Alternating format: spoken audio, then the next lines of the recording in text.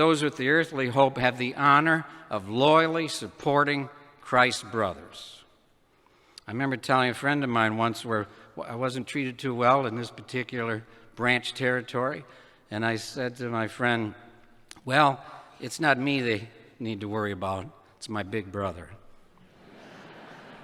That's who they better worry about. Yeah. The apostates and our enemies accuse us of being a cult. I hate that when they address that with us, but they throw this out there. I've been all over the world, and here I am now in the auditorium here in Trinidad. I haven't seen anybody dragged in here with a chain. And once you sat down, I haven't seen anybody chained to that chair or glared at by the attendants if you dare to move to get up and leave. That's a cult. That's what cults do. See? So anyway, my wife and I raised 2 sons. They chose to serve Jehovah God.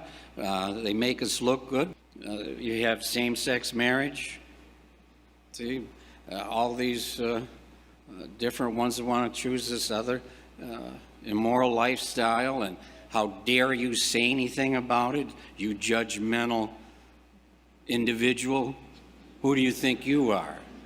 I was born this way. Things like that. People can't say after they're baptized, well, I didn't know what I was doing. I recall I once met an 8-year-old girl in Denver, Colorado, who was baptized at 8 years of age.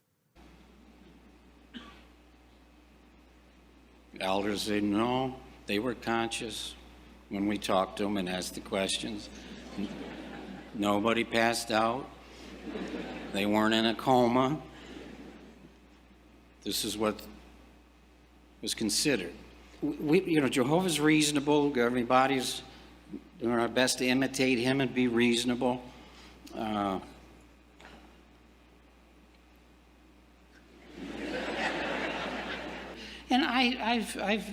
if you don't have a bond with your parent or parents, they will get you to bond with them. And they're smart at it. Very smart at it. Because guess who's behind them? Satan himself. You think you're smart? Matching wits with the devil? Oh, please come try. I was in a war, in the Vietnam War, in the middle of all kinds of bombing and casualties and all sorts of things, the trauma from war. So I've seen it. Now, you could see a goat or a cow hit by a car on the side of the road.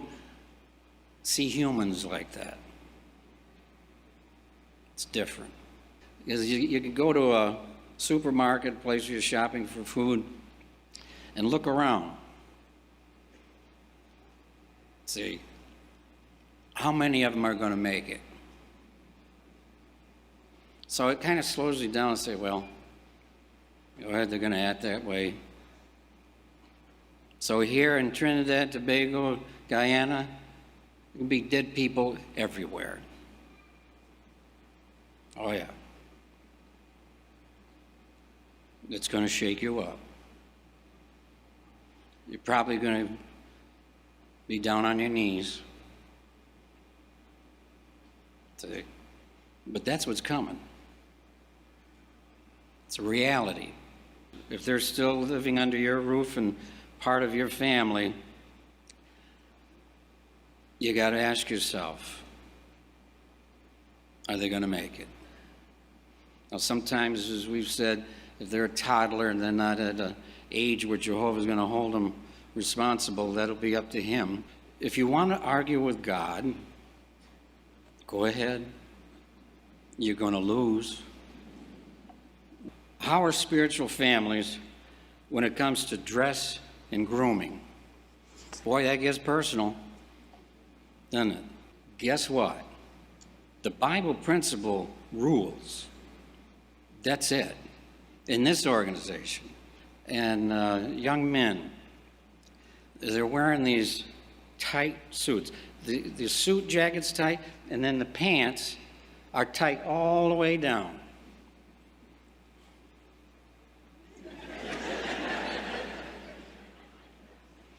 I'm a big guy. And some say, well, you wouldn't look good in one anyway. That's why you don't want one, you know. Sorry, buddy.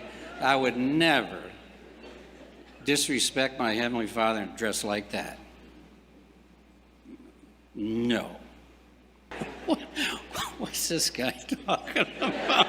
Where did he get that? And with sisters, we don't want you to walk into an assembly hall or a kingdom hall, and you walk in, and because your clothing is revealing, the brothers go, whoop. You don't dress at the kingdom hall like you're going to the beach. It's not appropriate. And sometimes the dresses are so tight, and they're thinking, yeah, but with a figure like this, no. They're socks. They're not tight suit pants or a tight skirt, tight dress. And some are going to heed it, and the others that don't, well, Jehovah's going to deal with it. Now, that's not meant to, it's just, you got to think about that. God hates liars, so I'm not going. And then the little boy, where does he go? He goes over, and the dog's just sitting there, so boom. He gives the dog a couple of kicks. Only God, as he looks at your hands in here and all those that are tied in, does he see blood there? The humans sitting next to you, they might have an idea because they know you well and you haven't been out in service in weeks. Well, guess what? Most likely God's seeing some blood all over your hands. Or they go totally inactive, and we appeal to them, we try to help, but you cannot water down what God says here.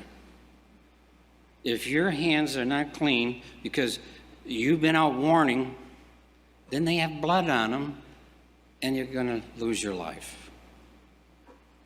That's what it is. It's a reality. Fleshly people, it's death. The physical families, and some apparently want to have their own way, and they'll experience that out of existence forever. I can't promise you it'll be called Trinidad. I don't have any idea. I think you'll remember, oh yeah, or some other island that might be from, we don't know. In this island, whatever they're calling it then, it's the same one. God let you stay here because he's going to decide where everybody lives. You know, they all say, I'm going to have my house here, and I'm like, okay, we'll see, you know. But good chance, so you stay living here. Well, these two mothers that living here on Trinidad, but it's 1,500 years from now. 1,500 years. And the two of them are together, and they're discussing this because they live by each other, known each other for centuries now.